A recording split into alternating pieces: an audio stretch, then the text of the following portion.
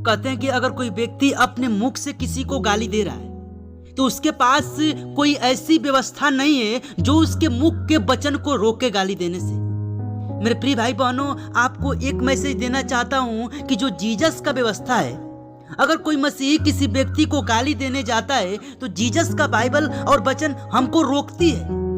उसी प्रकार हर एक व्यक्ति के जीवन में जीसस का वचन होना चाहिए, क्योंकि जीसस का वचन जिसके हृदय में होता है वो कभी गाली नहीं दे सकता, क्योंकि जब वो मुख से अपने गाली बोलने जाएगा तुरंत वो वचन उसको रोक देगी। लेकिन हमारे संसार में देखा जाता है कि बहुत सारे लोग क्या होते हैं, अनर्थ बातें अपने मुखों से बकते रहते हैं, लेकिन उनके पास एक ऐसी व्यवस्था नहीं है कि जो उनको रोके।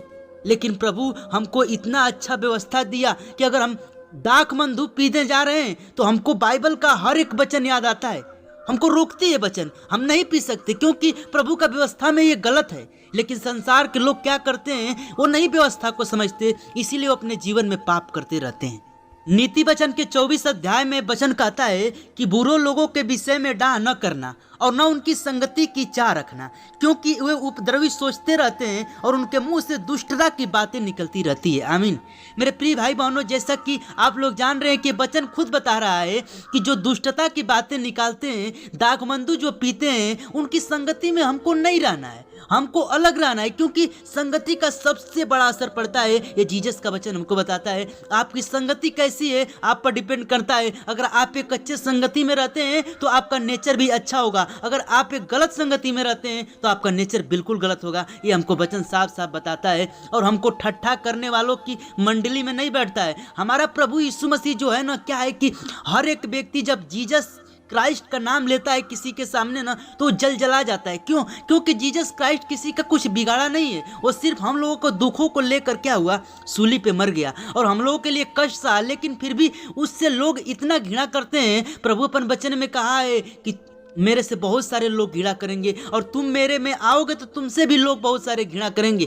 मेरे प्रिय भाई बहनों, आपको मैं एक ही बात कहना चाहता हूँ कि आप प्रभु के वचन को जब पढ़िए तो आप अपने हृदय रूपी पटिया पर लिख लीजिए कि जीसस हमको क्या कहता है, हमको अपने जीवन में कैसे क्या करना है। अगर आप जीसस के एक एक वचन को अगर अपने हृदय में रखते हैं और उस पर चलते हैं तो आपके जीवन में ना तो कोई दुख और ना ही कोई परेशानी आ सकती है। ये मेरा दावा है। मेरे प्रिय भाई बहनों, आइए आगे चलते हैं। वचन में आपको एक और टॉपिक शानदार बताता हूं। और 24 के 17 पद में प्रभु हमको क्या कह रहा है कि जब तेरा शत्रु गिर जाए तब तू आनंदित न हो, और जब वह ठोकर खाए तब तेरा मन मगन न हो। मेरे प्रिय भाई बहनों, जो मेरा शत्रु है, दुश्मन है, क्या करता है कि जब हमारी बुराइयां करता है, हमको ठट्ठा करता है, तो जब वो विपत्ति में पड़े तो हमको उस पर मगन नहीं होना है। क्यों मगन नहीं होना है? प्रभु आगे वचन में क्या कह रहा है, कहीं ऐसा ना हो कि यहोवा यह देखकर अप्रसन्न हो और अपना क्रोध उस पर से हटा ले। आमीन। यानी कि यहोवा को अच्छा नहीं लगता हर किसी का क्या विरोध करना। प्रभु हमारा प्रेमी है और प्रेम करना सिखाता है, ना कि किसी को मारना और ना पीटना। मेरे प्रिय भाई बहनों, अगर आप एक मसीह हैं, इस वीडियो को देख रहे हैं, तो इस वचन को अपने हृदय रूपी पटिया पर लिख लीजिए, क्योंकि अगर आपका शत्रु विपत्ति में पड़ा है तो आपको देखकर बिल्कुल मगन नहीं होना है, आनंदित नहीं होना है। किसी के दुख पर आपको हंसना नहीं है, किसी के धर्म पर आपको हंसना नहीं है। भले ही वो आपके धर्म पर हंस रहा है, हंसने दो, क्योंकि प्रभु कहा है कि बदला लेना तेरा काम नहीं, बदला लेना मेरा काम है।